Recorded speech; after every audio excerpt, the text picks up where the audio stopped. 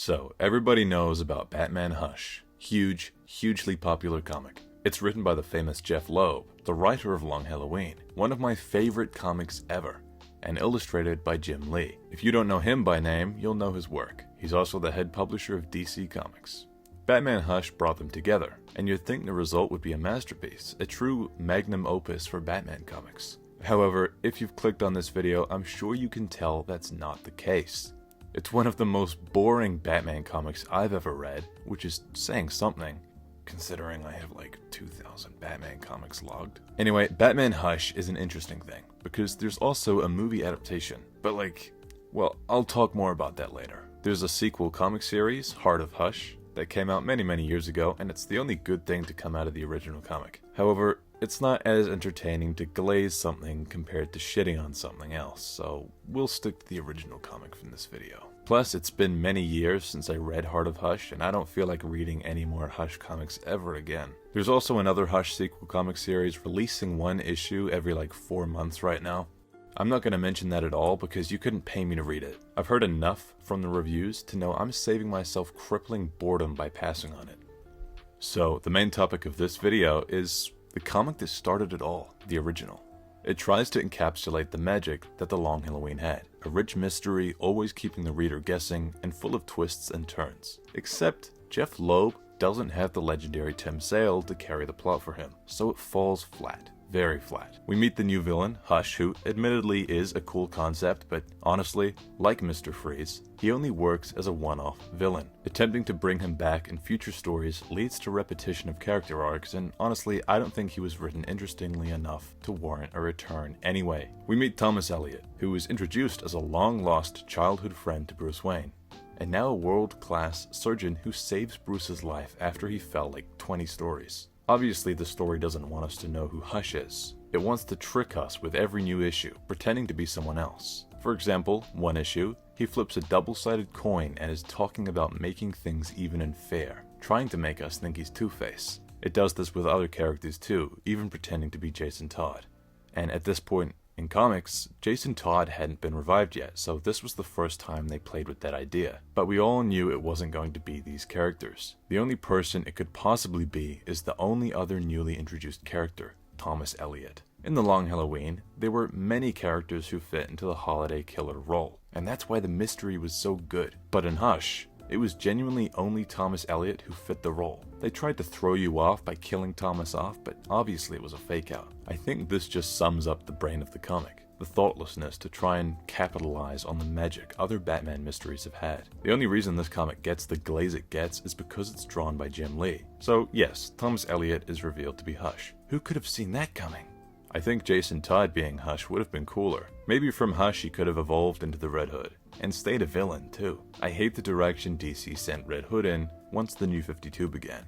He loses everything that makes him interesting, his kill rule, his complexity with Batman, and his whole purpose of being Batman's biggest mistake. Anyway, this isn't a video about Fraud Todd, so I'm gonna bring up Catwoman. She's a big part of this first comic, and a driving point of Heart of Hush. Because, well, the plot of that is that Hush takes her heart. However, in the original Hush book, she and Batman are evolving their relationship. Honestly, to me, that's the point of Hush. Not to be a cool new villain for Batman, not to push him or do anything relatively new, but be a tool the writers can use to further evolve Batman and Catwoman's relationship. I guess it's not bad, it's just boring. They reveal their identities, they do things to each other's bodies, and parkour around Gotham together. To me, it's very boring. It's one note, neither of them have real personalities, and it feels forced somehow. I will say, it's better than whatever the hell Tom King was doing with them. They actually call each other by their names and not Bat or Cat, whatever.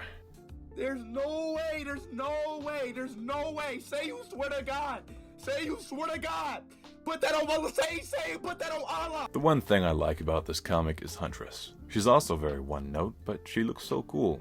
And I like to reminisce about her old costume. I think the newer ones are sauceless in comparison, except for this one. Something I also always forget about in Hush is the Ra's al Ghul and Talia al Ghul subplot. There's really nothing to say about it. They show up and Batman takes off his shirt, attempts to aura farm, and leaves. So, in conclusion, the comic is just a nothing burger of incredible art with nothing of substance to make it appealing.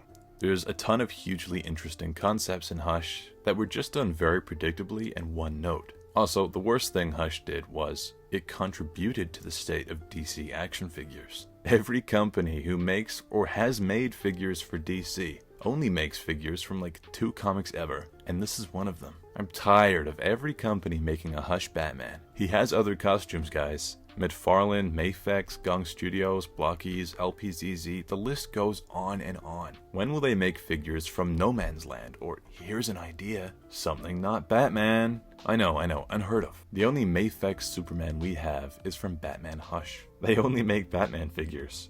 Well, excluding Snyder's slop for some reason. Let's all waste money on figures no one wants and wonder why our sales are dropping rapidly. Okay, so I think we've talked about the comic enough. There is not a lot to say, it's pretty straightforward and basic. But this is where we get to the fun stuff. The animated movie adaptation, set in the DC AMU. And yes, that's the official name of the continuity, as someone reminded me on my last video where I accidentally called it the DCAU. I know, it was a mistake. I promise I'm not a LARPer. The movie is hilarious because it concludes the same thing we as readers did. The Thomas Elliot twist was extremely predictable and stupid. It also wants to set a new mystery for people who already knew the comic. So Thomas Elliot fakes his death in the comics when he pretends to be shot by the Joker. In the movie, the same thing happens, except he actually fucking dies. There's no big twist. Like, he actually died and never returns again. The DC AMU whatever version of Hush is, drumroll please, the friends we made along the way. No, it's Riddler. The movie Hush is just bald Riddler with cancer. It's honestly impressive how not only does it fuck up the already bad comic, but also fucks up Riddler's entire character in the process. They also kill him off in the end too. It's mind-boggling. It's like how in the original comic, they would have Hush LARPing as other Batman villains to try and throw off the reader. However, in the movie, he really just was actually a pre-established Batman villain. It's like Breaking Bad. Riddler got terminal cancer and decided to go even more insane and start killing people under a new alias, and then eventually is defeated because of his insane ego that leads to his demise. It's Breaking Bad without the blue special crystals, except like he is a Lazarus pit addict, so there's that. I think the movie does a better job at like evolving Batman and Catwoman's relationship than the original comic, and actually has some cool themes and plays with the fact that Batman really is insane for being upset that Riddler died, despite all the harm he did. But that's really about as deep as they go with it. I thought it was hilarious that the writers of this movie gave us that horrific ending. Like, Batman rage baits Riddler so hard, he accidentally blows up the factory they're fighting in, causing his own demise. They defeated the Riddler through targeted rage bait. Also, one of my favorite scenes is when the movie establishes Batgirl doesn't have a no-kill rule, when she throws a razor-sharp batarang directly at Catwoman's face, who barely dodges it in time. Oh yeah, Batgirl's in this movie, I guess. She kind of replaces Huntress's role in the comic, but does a worse job. I do wonder if the Batman will adapt Hush at any point, and I hope they do, at least as a side villain. I think that's realistically the only Hush adaptation we will ever get that's actually not a steaming pile of shit. But maybe I'm asking for too much, considering the source material is lukewarm shit itself. Thanks for listening to my rant about the most overrated and ridiculous Batman comic maybe ever, as well as its insanely entertaining movie. I heavily implore you to watch the movie for yourself. The movie is even better when you've read the comic, but I wouldn't recommend it unless you have something to tape your eyelids open with because of how boring it is. But I guess it's an investment. The movie is so bad, it's almost worth reading the Boar Snore source material to fully enjoy it. Anyway, thanks for watching. I'll catch you in the next one.